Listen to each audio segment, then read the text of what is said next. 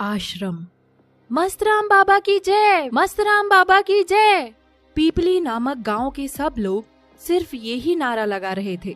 दूर दूर से लोग आ रहे थे और मस्तराम बाबा के आश्रम जा रहे थे। ये सब देखकर सोनिया अपनी पड़ोसन विमला से कहती है, दीदी आप सब लोग कहाँ जा रहे हो? अरे तुझे नहीं पता, हमारे गांव के आश्रम में बहुत प्रसिद्ध और तपस्वी बाबा मस्तराम आए हैं। क्या बाबा मस्तराम? ये कौन से बाबा हैं जिनका नाम भी इतना अतरंगी है? हाँ तो मादरचोद उसको जाके बोलना, मुझे क्या बोल रहा है? सिर्फ नाम ही नहीं, उनके काम भी अतरंगी हैं। हमारे गांव की सभी गरीब बच्चियों को उन्होंने नौकरी दिलवाई है अपने आश्रम में, और जिन औरतों के बच्चे नहीं होते थे, बाबा की कृपा से सबके आज बच्चे हैं। अच्छा, इतने चमत्कारी बाबा हैं। तो चलो दीदी, मैं भी आपके साथ चलती हूँ।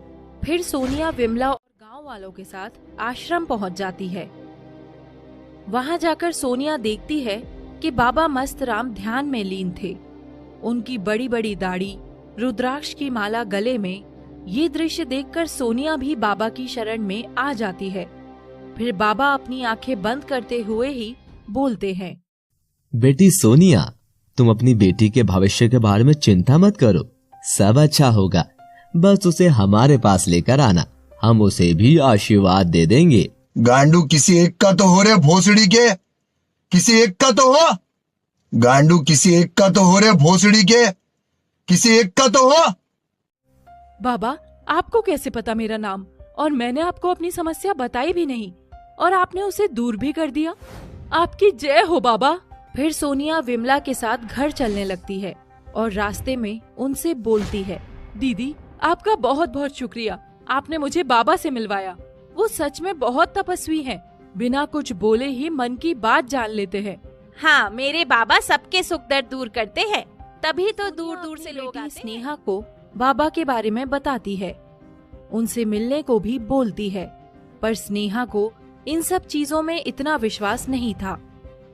फिर भी वो अपनी माँ के कहने पर वहाँ चली जाती है।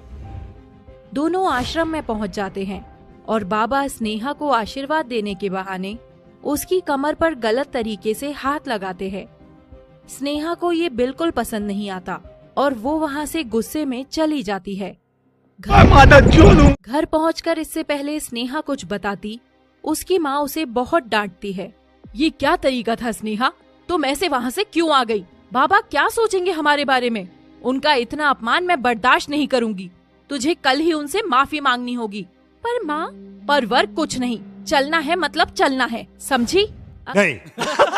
अगले दिन फिर से सोनिया अपनी बेटी को लेकर बाबा के पास पहुंच जाती है। बाबा इसे माफ कर दो, इससे गलती हो गई, ये अभी नादान है।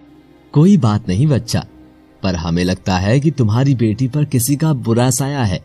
इसे कुछ दिन आश्रम में ही छोड़ दो, हम सब सही कर देंगे, वरना इसकी मृत्यु निश्चित है। जादूगर है क्या? तेरे घर पे जादूगर आया था?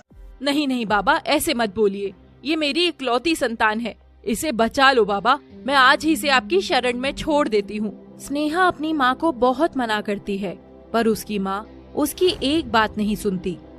फिर रात को स्नेहा सो रही होती है, तभी उसे एहसास होता है जैसे कोई उसे छू रहा था। स्नेहा तभी उठ जाती है और सामने देखकर चौंक जाती है। वो कोई और नहीं, मस्तराम बाबा थे। अभी मजा आएगा ना भिड़ो ना।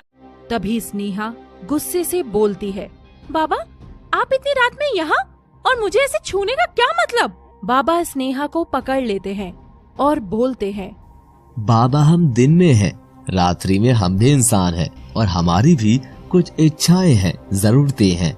छी, तुम खुद को बाबा बोलते हो और इतनी गंदी सोच। मैं अभी यहाँ से जा रही हूँ और सबको तुम्हारी सच्चाई बता दूंगी। कहाँ जाओगी तुम? ये मस्तराम बाबा का आश्रम है। अपना काम करना। यहाँ इंसान आता तो अपनी मर्जी से है, पर जाता सिर्फ और सिर्फ हमारी मर्जी से है। फिर बाबा एक तकिए से स्नेहा का मुंह दबा देते हैं और अपने भक्तों के अटूट विश्वास और सोनिया की श्रद्धा का मजाक बना देते हैं। एक हैवान की तरह अपनी बेटी की उम्र की लड़की के साथ अपनी हवस मिटाता है। फिर रुको जरा, सब्र करो। वहाँ से चला जाता है। स्नेहा बहुत रोती है, अगली सुबह स्नेहा की माँ उससे मिलने आती है, पर बाबा का सबसे खास चेला उससे बोलता है, मस्तराम बाबा की जय हो। भाई साहब, मुझे मेरी बेटी स्नेहा से मिलना है।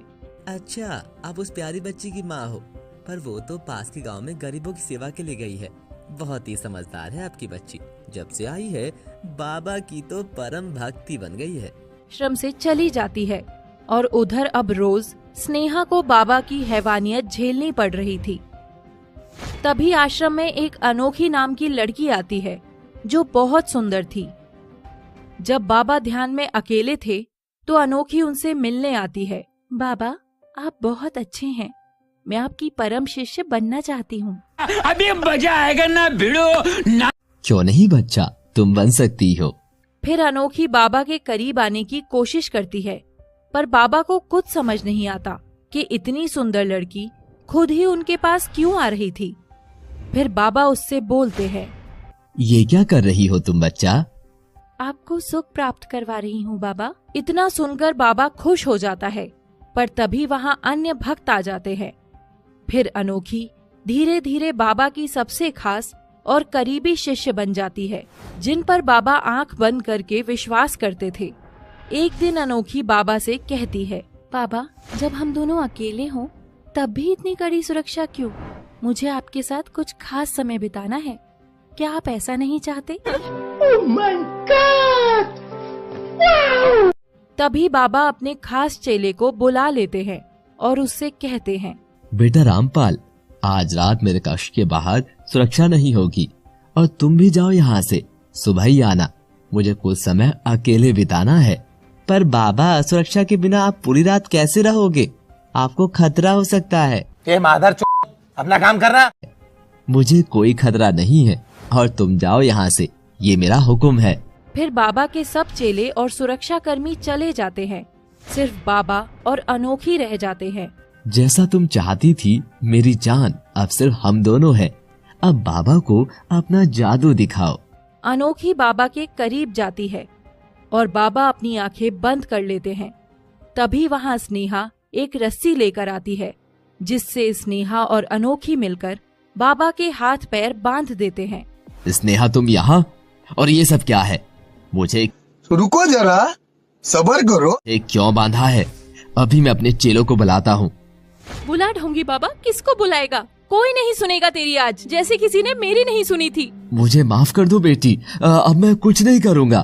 तू अब सच में कुछ गलत नहीं करेगा, क्योंकि तू कुछ कहने के लिए जिंदा ही नहीं होगा। फिर अनोखी बाबा की जायदाद के पेपर लाती है और बाबा से साइन करवा